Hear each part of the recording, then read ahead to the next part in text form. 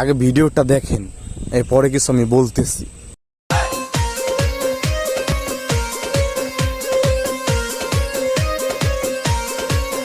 Madam নাচে নাচে রে নাচে দোলে কোমর, ম্যাডাম নাচে নাচে রে নাচে দোলে কোমর।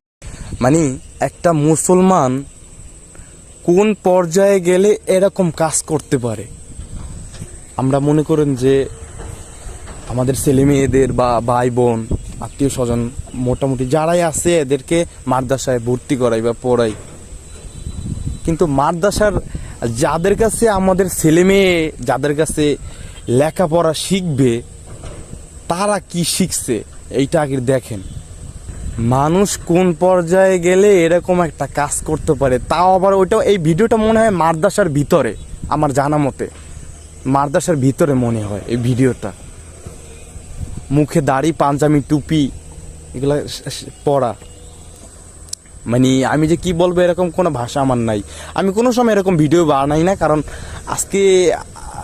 আজকে মনটা চাইতেছে কিছু